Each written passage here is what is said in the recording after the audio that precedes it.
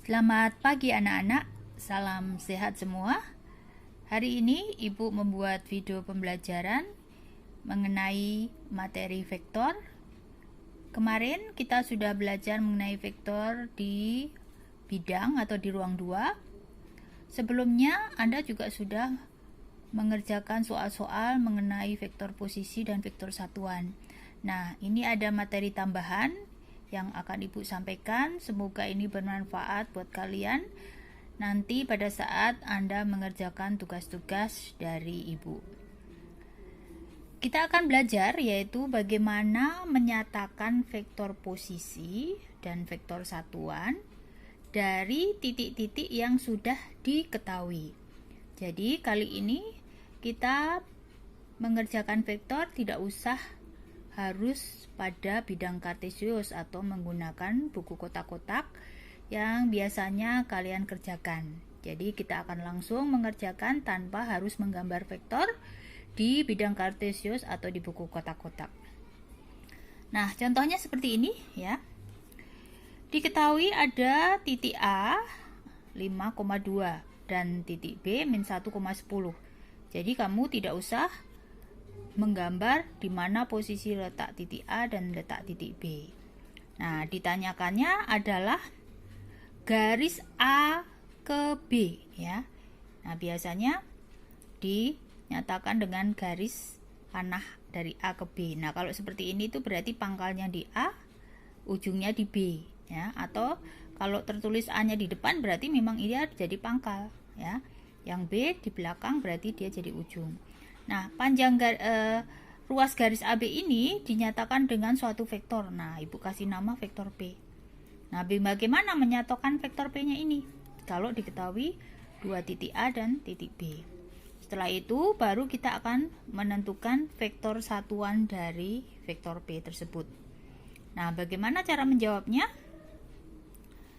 Diketahui tadi adalah panjang ruas garis AB. Ya, belum berbicara panjang, kita baru menyatakan ruas garis AB. Kalau menyatakan ruas garis AB berarti sama saja dengan vektor B dikurangi vektor A.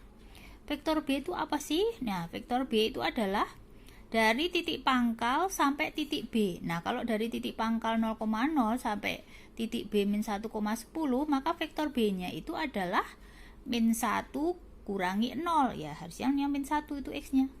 10 kurangi 0 ya 10. Jadi vektor B kalau titik B nya sudah diketahui tinggal tulis seperti ini, kurung tegak, min 1-nya di atas untuk X, 10-nya di bawah untuk Y. Nah, A juga sama, jadi dikurangi vektor A 5, 2. Justru kalau dinyatakan dalam vektor ruas garis AB itu adalah vektor B dikurangi vektor A ya. Jadi min 1, 10 kurangi 5, 2 sehingga hasilnya adalah min 6, 8. Nah, inilah yang dinamakan vektor P, atau bisa ditulis menggunakan vektor satuan I dan J, yaitu min 6I plus 8J. Atau pakai kurung siku. Nah, ini kurung siku. Jadi kalau titik itu kurung biasa seperti ini. Tapi kalau dia kurung siku seperti ini menyatakan vektor yaitu min 6, 8. Jadi menyatakan vektor itu bisa ditulis pakai kurung siku seperti ini, bisa dinyatakan dalam bentuk min 6, 8i plus 8j kalau ditambah vektor satuannya, atau ditulis dalam bentuk kurung tegak ya. Nah, itu menyatakan vektor. Jadi ruas garis AB sama dengan vektor P sudah diketahui adalah min 6, 8. Nah, bagaimana menyatakan vektor satuan P? Nah, untuk menyatakan vektor satuan P, pertama-tama kita cari panjang vektor P, yaitu akar dari E kuadrat plus Y kuadrat. Min 6 kalau dikuadratin itu jadi plus 36. Kemarin banyak yang mengerjakan soal min kalau dikuadratkan, di sini masih min.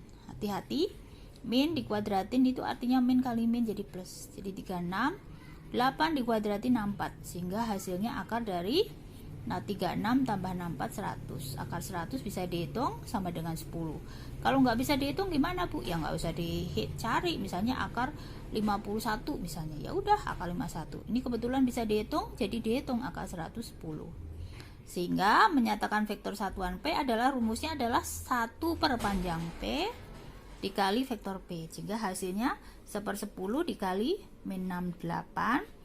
1/10 kali min 6, min 6 per 10. 1/10 kali 8, 8 per 10. Ternyata ini bisa disederhanakan. Kita bagi 2 semua, jadi min 3/5 dan 4/5. Demikian, ini satu contoh. Kita lanjutkan ke contoh berikutnya. Baik, kita lanjutkan contoh yang kedua, yaitu jika diketahui ruas garis PQ, ya, di ruas garis PQ adalah vektor 32 dan ruas garis PR adalah 51, ya. Maka tentukanlah panjang dari ruas garis QR. Nah, hati-hati untuk cara mengerjakannya ini, ya. Bagaimana cara mengerjakannya? Pertama, kita tulis yang diketahui, yaitu ruas garis PQ. Ingat, kalau diketahui ruas garis PQ berarti vektor Q dikurangi vektor P. Nah, diketahui di soal adalah 32. Begitu juga ruas garis PR. Artinya vektor R dikurangi vektor B sama dengan 51. Nah, keduanya ini saya akan eliminasi, yaitu dikurang. Nah, kalau min P dikurangi min P, berarti ini min ketemu min jadi plus kan, maka P nya hilang. Ini makanya Ibu coret tadi itu karena dikurangi. Sedangkan vektor Q dikurangi vektor R sama dengan vektor 32 dikurangi vektor 51. Sehingga vektor Q dikurangi vektor R sama dengan 3 kurangi 5 min 2, 2 kurangi 1, 1. Ya. Nah, karena diketahui vektor Q dikurangi vektor R berarti sama saja dengan ruas garis RQ. Ingat ya, dibalik ya. Kalau ruas garis RQ berarti kan Q dikurangi R. Nah, kalau ruas garis diketahui RQ berarti ruas garis RQ ini adalah lawannya atau kebalikannya dari ruas garis QR. Karena di sini RQ berarti pangkalnya R, ujungnya Q. Maka sama saja dengan kebalikan dari ruas garis QR. Nah, sehingga kalau kita mau menyatakan nilai ruas garis QR sama dengan min dari ruas garis RQ. Sehingga ruas garis QR sama dengan min. Nah, ruas garis RQ tadi sudah kita ketahui, yaitu apa? Min 21. Maka min dikalikan min 21, sehingga hasilnya menjadi min 2 itu plus 2, kemudian min 1, ya. Nah, inilah vektor QR atau ruas garis QR. Sedangkan pertanyaannya tadi adalah menentukan panjang ruas garis QR. Oke, menentukan panjang ruas garis QR ya kita selesaikan sama dengan akar dari E kuadrat plus Y kuadrat, X-nya 2, 2 kuadrat plus Y-nya min 1 kuadrat. Sehingga hasilnya akar 4 tambah 1 sama dengan akar 5. Demikian, ini contoh yang kedua. Nanti kita lanjutkan contoh yang ketiga. Baik, anak-anak, kita lanjutkan contoh yang ketiga, yaitu diketahui ruas garis AB, yaitu ruas garis AB adalah vektor 5, 6.